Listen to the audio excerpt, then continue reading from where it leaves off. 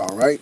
Shalom. I want to give all praises to Yahawah, BAHASHAM, YAHAWASHI, BAHASHAM, QADASH. Double honors to the apostles and elders of Great Millstone, and blessing to the elect of Yashala, and salutations and blessing to you, Akim, out there doing this truth and sincerity. This is going to be a quick little lesson.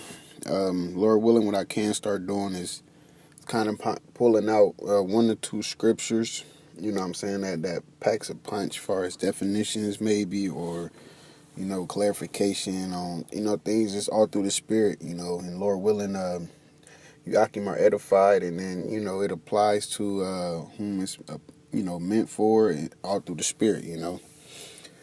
So this is 1 Thessalonians 4:11.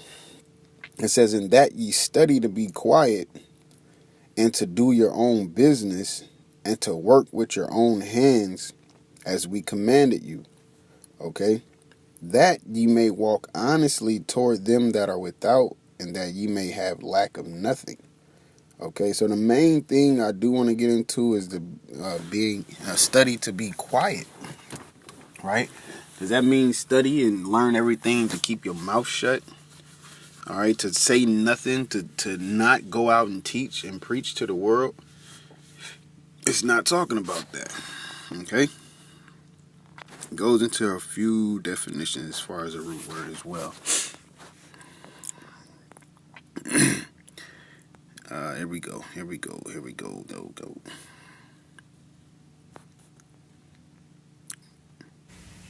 Strong's G 2270. Hesuchadzo. All right. It says to keep quiet, rest, cease from labor. Okay. To lead a quiet life, said of those who are not running hither and thither, but stay at home and mind their business. To be silent, i.e., to say nothing, hold one's peace. So it's obviously be, right?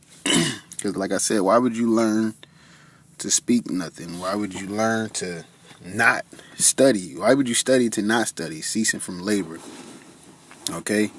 But it's, you know, it's having that quiet life, just, you know, minding your business, not being out and about, so to speak.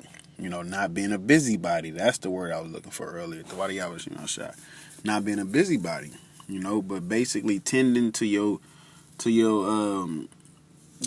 needs as far as getting this word and getting this word out there. Because the more you're busy and into this info, I mean, not necessarily info, into this and into that, then the less time you have to do some reading, to put up lessons, to go into the Hebrew, got your mind on the prayers, anything of that nature.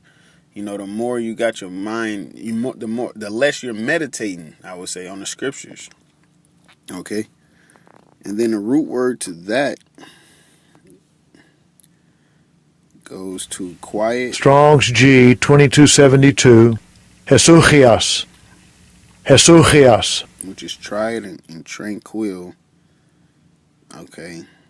Which it says sitting, sedentary. Sedentary. All right, let me look this up right quick. I didn't look this up earlier, Shalakia.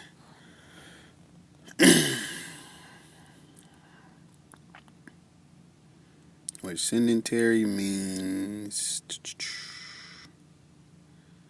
of a person tending to spend much time seated, somewhat inactive, desk-bound, stationary, characterized by much sitting and little physical exercise.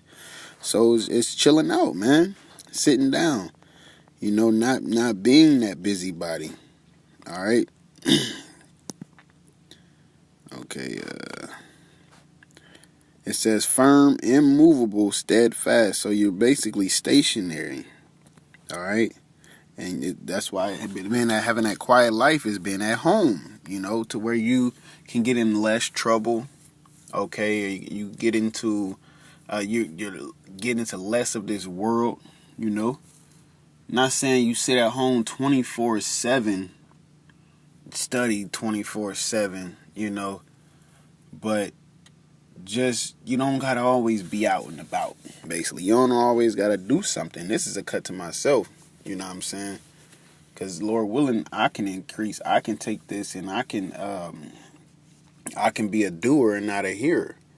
All right, I can apply this, okay, to my daily / weekly life. You know, because it can only make you better.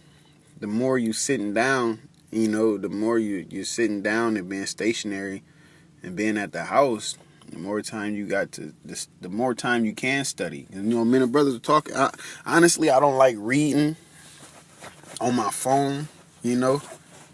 Like, it's good, but I don't really like reading on my phone and got to do highlights on my phone and stuff because it's like my mind's not really into it. I prefer to have, you know, the whole setup. Got my sword out, got the highlighters, got my notebook so I can write notes or definitions or precepts to go with other precepts. That's you know, my level of comfort when it comes to studying and getting in depth into the scriptures. Okay, but it also goes to this word. It says to hold. I mean, to have, to hold, to have. In the hand, in the sense of wearing, to have, hold. Possess of the mind refers to alarm and agitating emotions. To hold fast, keep, to have, or comprise or involve. To regard or consider or hold. External things such as pertain to the property of riches. So to have something. Use of those joined to anyone by the bonds of nature, natural blood or marriage or friendship. To be, this is what I like at the bottom.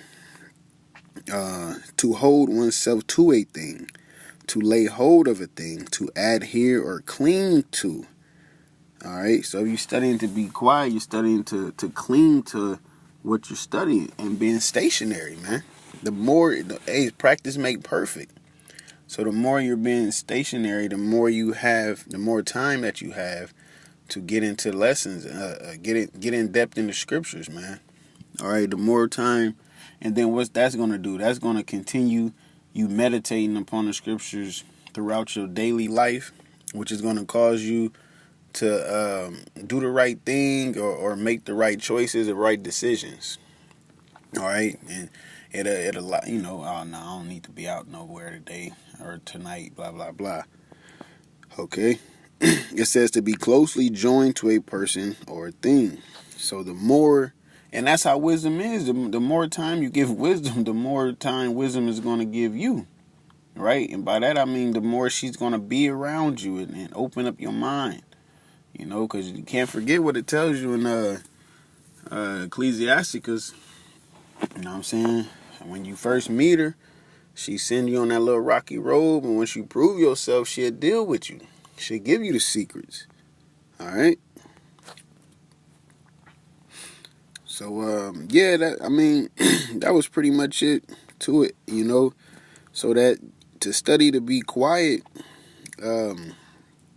is basically giving yourself opportunity to get better, man. You know, living a quiet life, not being a busybody. Okay, the less you're doing. The less you're doing in the world, the more you can do for YAHAWASHI.